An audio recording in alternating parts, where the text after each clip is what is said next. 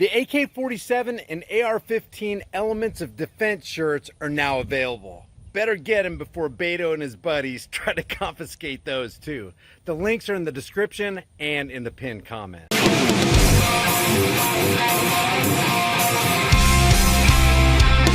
I don't care who you are, and I don't care what your position in life is. It's never right to initiate unjust force and violence on peaceful people who haven't done anything wrong. Doesn't matter if you're a parasitic politician, a power-hungry cop, my neighbor, a Democrat, or a Republican, it just ain't right. My prediction is that this video is going to be super unpopular because I'm going to be talking about the expressed ideology of a YouTuber that a lot of people like. My hope is that while I go through this, those who watch this video understand that I have nothing against Brandon Tatum, the person. In fact, I welcome a vigorous debate and dialogue with him because from the perspective of individual liberties, Brandon is on the wrong side of the moral argument on this. There are two concrete reasons he holds his particular perspective. One, the left versus right perspective propagated by government and state-funded and empowered media in their 24/7 Operation Mockingbird CIA-controlled psychological operation, and the other is the popularity of the left versus right paradigm. And let's be honest, taking a position on either side is very lucrative and hugely popular. Take a position on the left like Vox and the Young Turks do, and you're golden. You have a pool of lemmings just dying to set aside the moral imperative to follow you. It's the easy road. Likewise, if you take a position on the right, like Faux News and a plethora of other YouTubers like Brandon Tatum, you also have plenty of lemmings who want to abandon principle for the swampy property of the conservative brand of statism. So you have leftist statism and conservative statism. But liberty rejects all statism. Freedom will always be the enemy of tyranny. If anyone, left or right, comes against individual liberty, they are your mortal enemy, period. Another thing to remember is that on the very rare occasion that someone on the left utters something that has any truth in it, instead of acknowledging the truth and dealing with the argument, the right takes the easy and quite frankly pussified road and brushes it away as a leftard perspective. And the left does the same thing when the right occasionally utters a simple, indisputable truth. And it's within that context that we take a look at this guest appearance of Brandon Tatum on Fox News. Well, police can't solve the problem. They are the problem. That quote from an op-ed in the New York Times condemning our law enforcement. I don't care who this quote comes from or in what CIA-controlled newspaper it's from. Even if this came out of Mein Kampf or from the pit of hell, it's just flat out true. If you have an open mind and you understand liberty, you know that the cops are good at one thing: breaking their oath to the Constitution.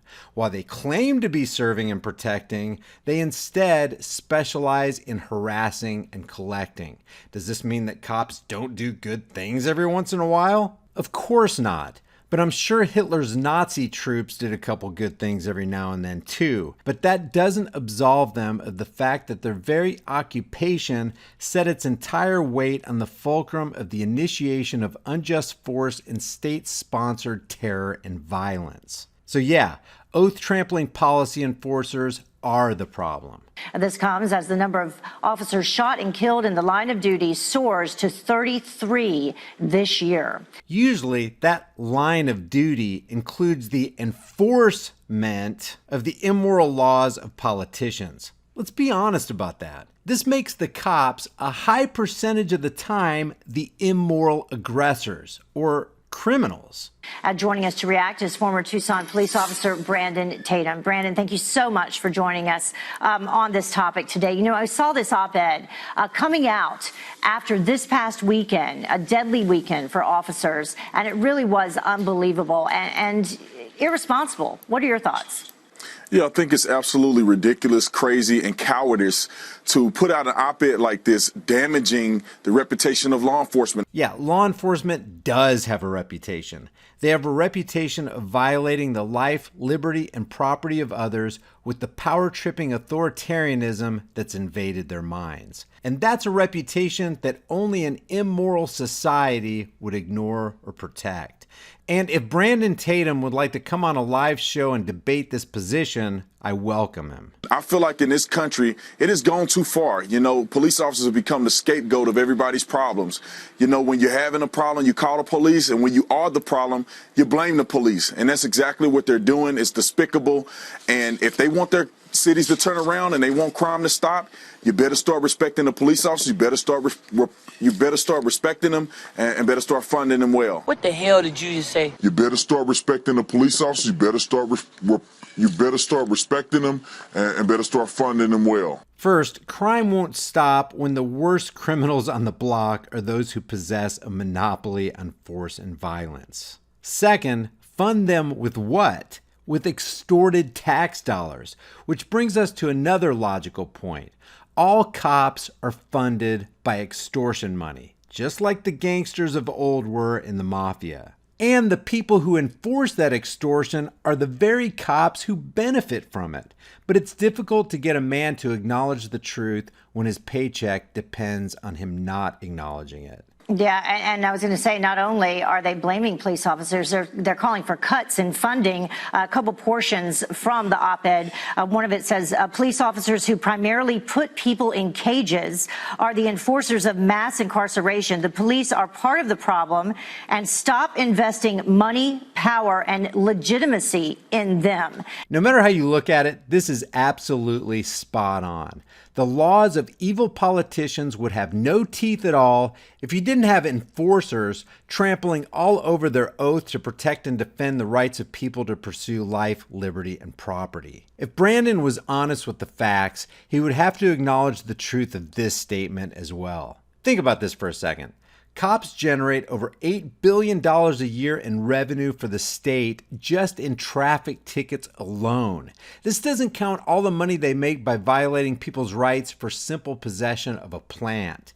There are over 1.6 million people sitting in prison right now, their lives totally ruined because they just possessed or used a substance that politicians said they couldn't possess or use. And that's all thanks to law enforcement. And then another part of the op-ed goes on to say the reality is the police fill prisons. They do not help vulnerable populations. They make populations vulnerable.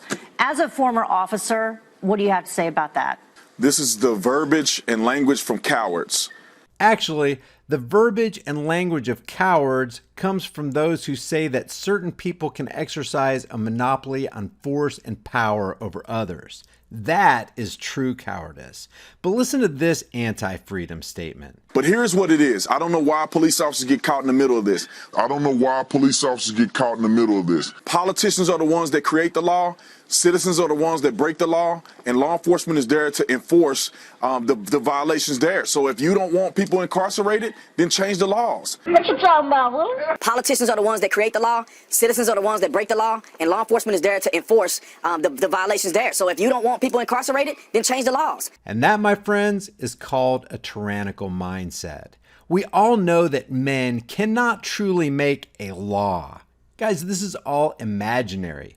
Politicians can't make laws. They write down edicts, they issue commands, but most of those edicts and commands are unjust, immoral, and downright evil. And they would have no effect at all on society if the so-called protectors of society, or the police, would stand up and stand firm on their oath to protect life, liberty, property, and the pursuit of happiness. So, because most so-called laws are unjust and evil, what does that say about the enforcers of injustice and evil? Make marijuana legal. Make some of these criminal offenses that are putting people behind bars, make them legal, and police won't arrest them. But until then, what do you expect? You know what Tatum just admitted here? He admitted that cops are mindless order followers who just do what the politicians tell them. And what's the cops' excuse?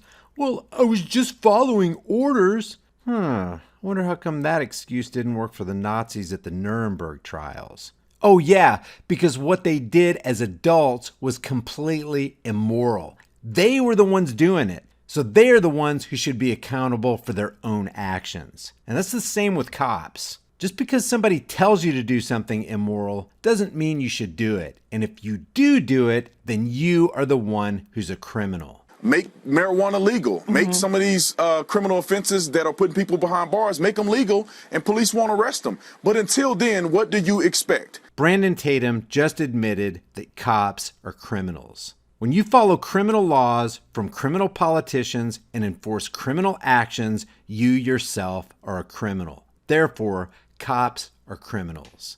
If you want the crime to stop, you have to stop the perpetrators, and that's what the law enforcement officers out there are doing. That's the difference between morality and conformity. Conformity is doing what you're told no matter what is right. Morality is doing what is right no matter what you're told. So if cops are conformists, and Brandon Tatum just admitted that they are, then they can't be doing what is moral. So Brandon Tatum, if you'd like to debate me on this in the free market of ideas, I'm open. Let's do it.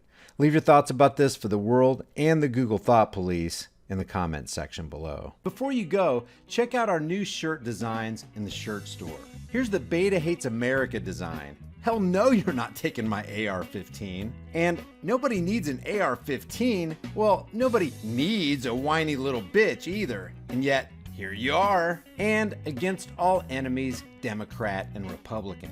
There are over 90 other kick-ass designs in the store, and the link's in the description.